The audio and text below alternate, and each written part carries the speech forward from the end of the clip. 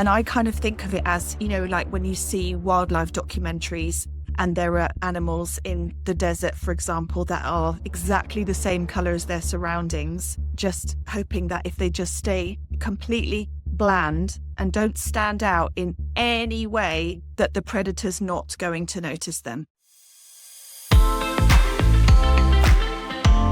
Have you become a professional fawner since meeting the narcissist? Today, I'm so excited to be welcoming Lynn Strathdee, an expert on echoism, the true opposite of narcissist. Learn how we learn to fawn as a way to survive these toxic relationships. I'm so excited today to be introducing you all to Lynn Strathdee. I found her on TikTok talking about not a commonly known syndrome called echoism, which really, Lynn, wouldn't you agree, is the true opposite of narcissism? We have to think of the opposite of the narcissist as maybe the people pleaser or maybe the caretaker, but it actually is an echoist, wouldn't you say? Yeah, I think one way of looking at it is as an opposite. I know that you could also think of it as like an inversion, almost like a mirror image. I think is quite a useful way to think about it. It's almost like literally having the mirror image of narcissism as opposed to an opposite, but it doesn't really matter, whatever term people feel more comfortable thinking of, but it's quite a helpful concept. So how did you get interested in this concept altogether? Well, I was studying for my degree in psychodynamic therapy, and we had to pick something we were going to present on. And I wanted to study something that was going to be relevant to myself and my life. And having had some experience of narcissistic relationships and narcissistic abuse, I thought, actually, I don't really want to spend more time talking about narcissism because there's a lot of that goes on online. There's a lot of that information out there. And I wondered if there was something that might be helpful to people who find themselves repeatedly in those kinds of relationships, because I think you would probably agree there are lots of people who have a one-off, very bad and painful experience. And then there are lots of people who have repeated experiences of narcissistically abusive relationships. And they're often left wondering, how does this keep happening to me? So I discovered the concept of echoism as a result of that. That is utterly fascinating. I know that I kind of stumbled across it several years ago too, but it's a word we don't really hear defined in social media. So what is an echoist or echoism? Sure. I think the simplest way of thinking about echoism is it's an excessive fawn response. I think most people are comfortable with the idea of a fawn response, somebody whose way of dealing with the world, including conflict, but just in pretty much everything, is to be hyper agreeable and to make as few waves as possible, to just be as agreeable and as fawning as possible. So somebody who's highly echoistic will most likely be someone not necessarily who's shy, but who's going to really struggle to go against the grain or to make a big fuss and make a big noise and take up lots of space and lots of energies. It's not necessarily about shyness, but it's about really being frightened of taking up space, in any way standing out. But there's a real fear around having needs as well. So that's all part of it. Do you think this is something that happens in any type of long-term narcissistic relationship, or is it something that's more likely to develop in childhood? How does it start to show up? From the reading that I've done, and I think I've read most of what's available on the topic, there isn't a huge amount of literature on echoism, and you can look at Google Scholar, you can look left and right, but there's not a huge amount. But I think I've read most of it, and there seems to be a consensus of opinion in what I have read that if somebody has become severely echoistic, it's probably most likely because of what happened in infancy. So the earlier that person learned to close down their own needs, that they learned to not have needs, or if they did have needs, to not express them out of fear and anxiety of what that would mean, then that would really impact on the development of their personality. Because obviously in infancy, your personality is really developing and you're sort of putting down those basic bricks of the structure of your personality. If, on the other hand, you've had a pretty robust personality and then you got into a long-term relationship with a highly narcissistic individual who forced you into an echoistic position, and you basically, all of your relationship, your main relationship, required you to be highly echoistic, then of course, at least you had a strong basis to go back to, and you might have become like that. And it might still be difficult to go back to how you were before, but it's probably going to be a lot easier than if you had experienced a shutting down of your own needs very, very, very early on, which I think some people genuinely do. I think before their own personality really had a chance to get going, they had to be that way. Yeah, I'm thinking about those that I've heard people talk about their experience of a narcissistic relationship, particularly with a very strong trauma bond, and how almost the narcissist empties the person of themselves. They're really not allowed to show up. They're not allowed to have preferences and express opinions and to even really exert much of a presence in that relationship. I wondered if over time, do you think that that could force a person into developing a pretty reflective, echoistic style of relating to the partner, certainly, maybe to the world too? I think that's absolutely right. And I think because in intimate relationships over the long term, the changes are so tiny, incremental, the diminishing of someone's personality is so little, it's like drops of water on stone, so that the person often will look back several years later and say, I don't recognize myself. I did not used to be like this. I did used to have opinions. I did used to stand up for myself. I did used to know what my needs were, but because it took place over such a long period of time, they kind of almost didn't notice the changes. Maybe friends and family will notice those changes before they do. And I think that's what's interesting about someone who's highly echoistic from much earlier in life is, of course, they haven't got anything to compare it to because they were like that to start with. So they're much easier to abuse and manipulate because they didn't have a strong grounding to begin with. So they're not comparing anything. This is normal. That's what I do, Right. Yeah. So let's stop and talk about the four. I think there's at least four. Maybe there's been even identified more, but the typical fight or flight responses that most of us refer to as fight or flight, but it's not just fight or flight. What are the different possible positions that we could take for survival when we feel psychologically and or literally threatened? Yeah. So as you said, there's four. There's fight, which is pretty much self-explanatory, and flight, which a lot of people will identify with, that kind of getting out of there, that urge to run and to get away and to escape. The freeze is another one, just literally being immobilized by anxiety and not deciding, because these things are not conscious decisions, are they? They're things that are happening very much at the level of the unconscious. We're just in that moment, we freeze. And echoism is obviously about fawning. And again, it's an unconscious way of staying safe by being invisible. And I kind of think of it as, like when you see wildlife documentaries and there are animals in the desert, for example, that are exactly the same color as their surroundings, just hoping that if they just stay completely bland and don't stand out in any way, that the predator's not going to notice them. And that's how they deal with any kind of threat. And of course, as I understand it, the reason there are four responses is that we're supposed to deploy a range of responses depending on the threat. Sometimes we do need to fight. Sometimes we do need to run away. Sometimes we do need to freeze. We're not supposed to just deploy one. And I think for echoistic people, there's a go-to response for everything, and it's fawn. Freeze and fawn, I would say. But fawn. Yeah, it does feel a lot like the chameleon who's just trying to blend into the background. I mean, if it's on a green carpet, it'll try to look green. And if it's on a gray rock, it'll look like it's gray, just to hope that nobody notices that you're there. It kind of reminds me of two separate questions. One is, and this is sort of an offshoot, like, why do you think narcissistic people are so magnetic that we feel a natural, at least I do, and I know a lot of people have described this, it's almost this urge to please them, this urge to garner their attention. Do you have any guesses of why we find them so compelling? Oh, well, I think for many people, there's an experience of having been around people like that in early life. There's a familiarity around very dominant people who take up all the energy in the room and take up all the oxygen in the room. I think for many echoistic people, that's a very familiar type of character. So there's the familiarity bit. But I think there's also some internal stuff going on where an echoistic person doesn't have a very good sense of themselves. Self-esteem is always low in an echoistic person. And so to be around somebody who's larger than life and who is going to take all of that attention, that's a very easy way to be visible, but without actually having to do it yourself. So you can kind of be part of things, but you're not taking the risk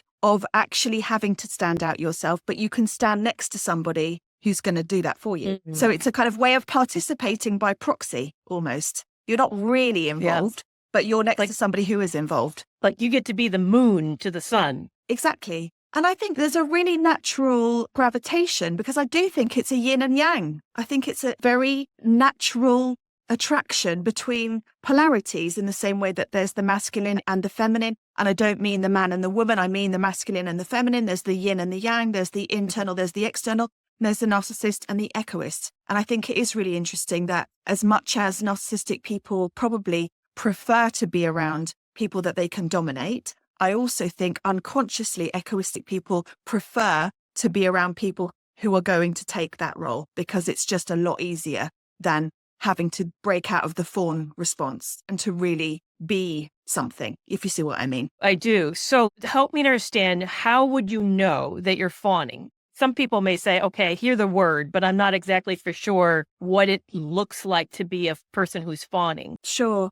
And I think that's a really good question because actually in real life, these things are quite concrete. They're not abstract ideas at all. I think one of the ways that you'd know you were fawning is if you were fearful of speaking out, fearful of offering an opinion, fearful of having a need that might not go with what other people wanted to do. Like I said before, being hyper agreeable, but really, I think this really goes hand in hand with echoism, is having a voice or being frightened to use your voice, or when you have used your voice, feeling excessive guilt and self-recrimination, self-condemnation for what did I say? Did I say something wrong? Should I say, I'm sorry, I didn't mean it? Should I make it right? There's a real need to be hyper agreeable and to be pleasant and not threatening, not challenging, I would say. But there are many other aspects of what echoism looks like, which we might talk about later. But there's a long list of ways that somebody can tell if actually they're highly echoistic. Let's differentiate it from being frozen, though, because I have a feeling people might confuse, at least I even find it slightly confusing, between being frozen and then fawning or being echoistic. So what's happening in a frozen state and what does that look like? How does it differ internally? Well, being frozen is literally obviously about not moving, about not wanting to make a decision or being unable to make a decision out of anxiety of getting it wrong or of being punished for making the wrong decision, I would argue. In echoism, it's different because you're more likely to do is to copy or to imitate what the other person is doing. It's not about not doing anything. It's about going with what someone else is suggesting and kind of taking whatever shape. If you think about it like water in a container, it's taking the shape of the container. Yeah. If you see what I'm driving at, it's not about being immobile. It's saying, I'm going to fit into whatever shape this situation or this relationship or this job or this friendship requires me to do. I'll be what this person needs me to do, which is interestingly why some people who are highly echoistic often misdiagnosed as borderlines, because there's an instability in the personality around being chameleon-like. You used that term earlier, and it's a really good term to use. There is a chameleon aspect, but it's more around the fawn response that drives the chameleon aspect, if you see what I mean, rather than being unstable in your own right. When you're sitting in your own home, there's no instability there. Does that make sense? It does, because in fact, I've even seen literature describe borderline personality disorders as chameleon-like, but they're describing an instability, an unstable instability. Actually, it's a stable instability. They're constantly fluxing because of internal unsureness of who they actually are. What you're talking about, this is a person who is adapting in the moment and reflecting back what they're seeing from that other person. So it's the reflection of the environment, not a reflection of what's happening inside of them. What it reminds me is I tend to be a fawner. I mean, that's the direction I tend to move if I'm going to move in any direction. But there are times that the narcissist was so unstable and would be so mercurial in his mood that next I would be attacked for reflecting him, that sometimes that becomes dangerous. So then my next reaction was just to become frozen, because it's better to just collapse and do nothing than to do it in the wrong direction. I hope, does that make sense what I'm saying? 100%. And I think that's probably a very natural next stage. I think fawn will always be the first port of call for an echoistic person to be agreeable and go along with. And it's almost like, okay, I'll give you what I think you're asking me for. But then when that fails, I don't really have much else I've got left in my toolkit, because fight isn't going to be won, not with a narcissistic individual. Interestingly, I think echoistic people can stand up for themselves when they're with safe people, if you see what I mean, people who they don't feel are going to dominate them. But I think if you put a dominant person and an echoist, the echoist is never going to start fighting that dominant person. They'll always differ and then freeze, as you say. Why do you think it's so dangerous to show up as a real self for the echoist? Why not have the self? Why not fight or flee? Because to me, both of those are actually expressions of self. Like, this is too bad for me, I'm going to get out of here. Or this is too bad for me, I'm going to take this person on. They don't adopt that. They would rather become invisible or shift. So help me understand what's so hard about having a self. I think there's two aspects to that, as I understand it. One of them is echoistic people have been punished unconsciously, maybe, accidentally, and maybe by a parent that did love them, but didn't realize what they were doing.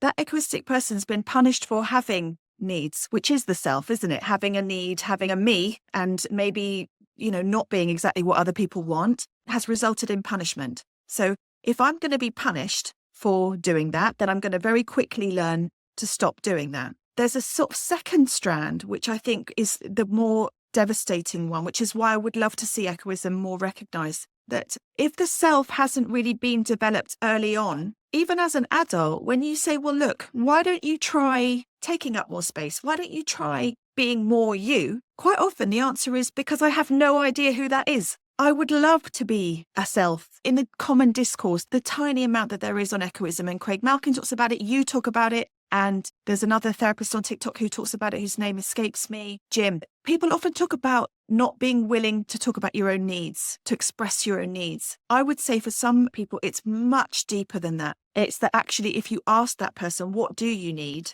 They would have no idea. They would literally not know how to answer the question. Yeah. And that feels really, really scary. And it's just much easier not to go there. Yeah. I've seen the same thing where I've asked somebody, so what do you actually like? For example, what do you like to eat for a meal? I don't know. What do you want for the meal? Or what's your favorite color? Well, whatever everybody else wants the favorite color to be. They don't really have a preference. They've defined themselves by being differential to other people. Yeah. I just keep you happy. If you're happy, then I'm happy. 100%. And I think that's a really good link back to your question previously about the fight response, which is that if you don't really feel like you have a strong sense of self, you're not going to fight to defend something that you're not really in touch with anyway, if that makes any sense. You're not going to get exercised and upset about fighting to defend a personality that hasn't really got enough kind of gumption to defend. I think mini kind of vignette of that is competitiveness.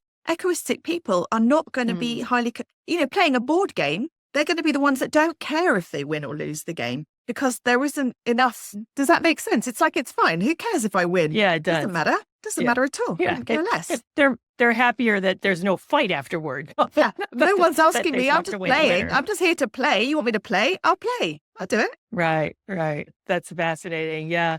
There's a lot of criticism in the public for anybody who's differential. It's almost like we, as a society, we like to sort of just attack them. Why do you think there's this natural, instinctual? It's almost bizarre because we'll overlook the abusive behavior and attack the victim for being so passive. Help me understand why you think that is that way. I think partly a lot of this stuff is a cultural and environmental. We've got stuff around women and female oppression. We've got a kind of mentality, I think, that's been going on for a long time, that there is a weakness in women or in people who don't stand up for themselves. And weakness is a very negative and dismissive way of looking at it. And I think that it's understandable that people perceive that anyone who can't push themselves forward and sort of stick their neck out and be something, that they are less than. I also think it's kind of in the sort of collective mind, isn't it? It's in the collective psyche that we ignore people who aren't big and shiny. And, the way the world is now, you have to really be willing to put yourself out there. It's very easy to be kind of marginalized and overlooked. And I think particularly groups that are minorities or that are quieter, I think, they are just literally sitting ducks really for criticism. But I also think, religions can make people highly echoistic. Cults make people highly echoistic. They rely on that. The whole kind of patriarchy relies on people being highly echoistic. It's not just at the micro level, it's also at the macro. Yeah, it's fascinating. I think there's a lot of going on in the background of why we do this, but you're right. That narcissistic or dysfunctional system is not just exclusive to relationships. it occurs in organizations, institutions, and even we can see it in society. And I feel like in a way, we champion the bully. We really struggle to even like the person who gets bullied, but we sort of see the bully as a self-made person who is able to go for what they want, which I think is completely upside down. I think you're right. If we think about how bullies are formed usually because they were pushed around for being vulnerable at a certain time in their life. So they've responded with being pushy and by kind of taking up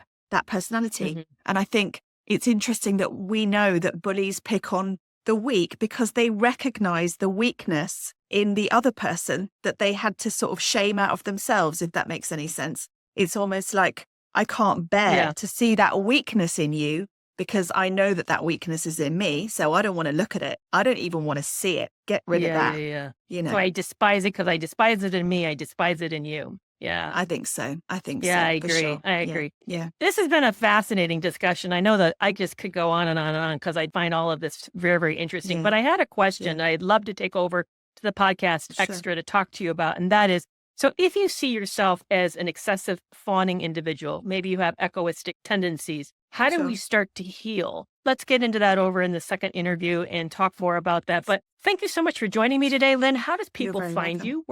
Where are you on social media? Sure. I'm on TikTok as The Echo Chamber. So just anybody can type in The Echo Chamber on TikTok. And my website is echoismrecovery.com. Thank you so much for today. And thank you for this. This is fascinating. I really appreciate it. Hope to have you back on again. Thank you welcome. so much.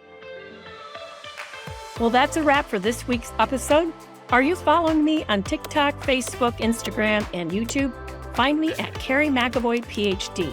And whether you're in, consider leaving, or have left a narcissistic relationship, find community support at my Toxic Free Relationship Club. You can learn about this resource as well as others at kerrymcavoyphd.com. Now you don't need to wait a week to get your next podcast fix. Join Breaking Free from Narc Abuse at substack.com to get exclusive audio content for subscribers. To sign up, click the link in the show notes. And I'll see you back here next week.